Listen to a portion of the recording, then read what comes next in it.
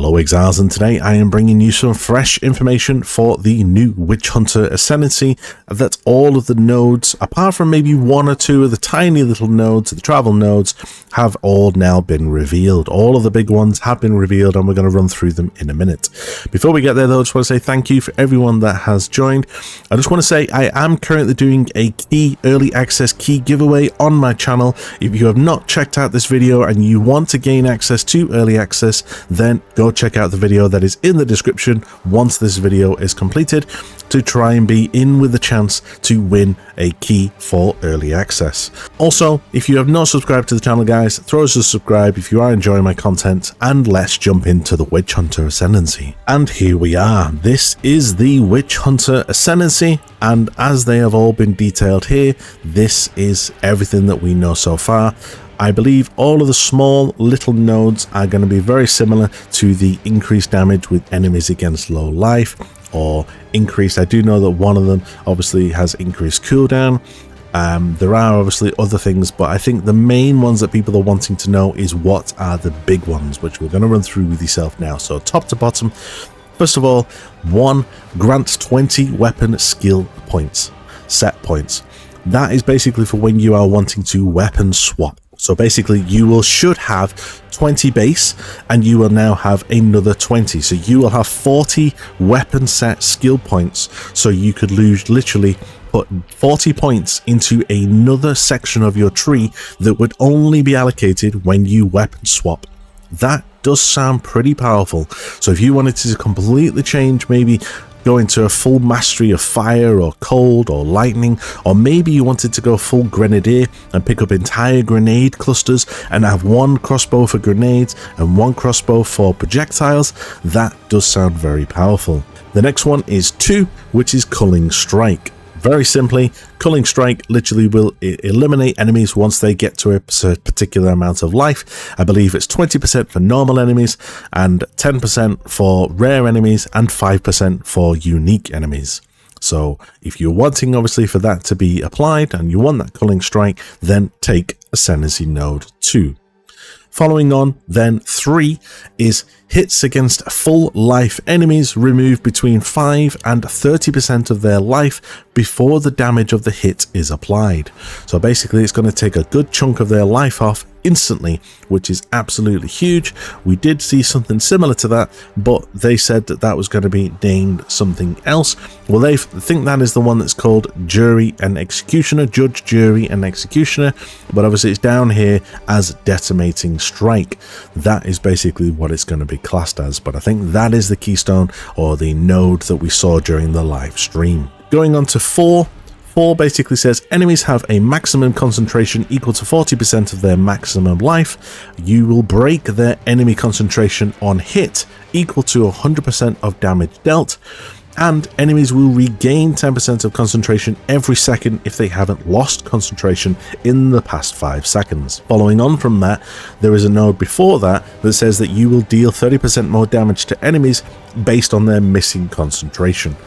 Now, this is fully based on doing consistent damage to a boss. And I feel that if you are not doing consistent damage over time, then this part of the Ascendancy is not going to be worth it, because basically you're giving the boss then concentration. So it is obviously going to help you, and obviously it's going to give you a little bit more damage, but obviously then it will disrupt their spells and anything that they are going to be casting against you. And it is obviously going to help you in terms of the damage output that you are going to be doing, but you are then giving them an extra mechanic of them regaining concentration. That is something that we're not too clear on how that's going to work, on whether it's going to be a buff or whether it's it's going to slow down the damage. We just don't know how this mechanic is going to interact as of yet. Following backwards on this exact same path, on B will give you increased cooldown recovery rate. That is going to be massive for grenades, and that is a nice little small node to take for helping to recover your grenades.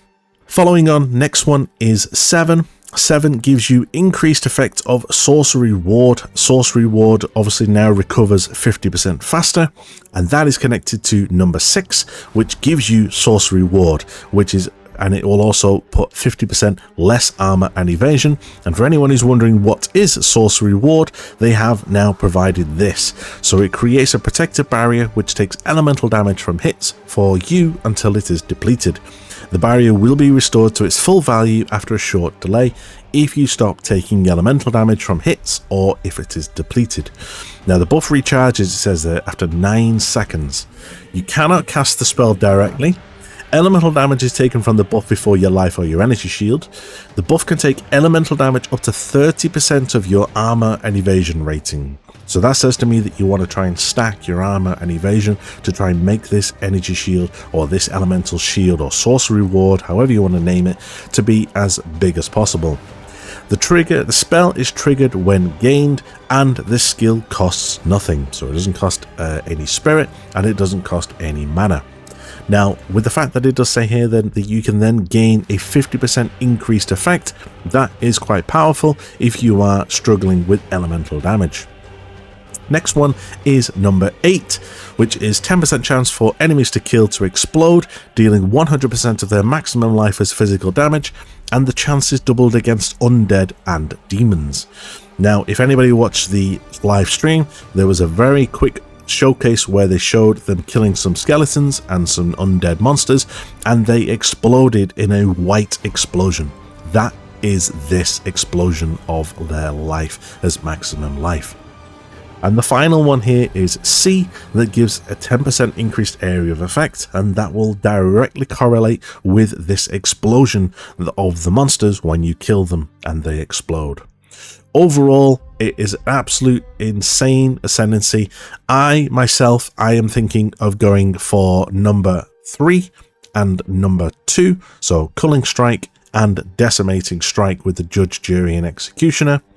I am then thinking to take C and 8, which would then be the area of effect and the explodey on the monsters, and then would be then taking 6 for the sorcery ward. That would then be my 8 points, just because I feel that they potentially are going to be the good ones, and I feel that they synergize well together. I think if you were then going to have a play around with it, you could take the weapon set skill points, and I may try and take that at some point and maybe swap something out just to try the 40 weapon set skill points, but that is maybe something to try on week 2. What's your thoughts, guys? How do you think that ascendancy looks? Does it look busted? Does it look powerful? Is that something that you are going to be playing? And has this now changed your mind on what ascendancy you are now going to be playing?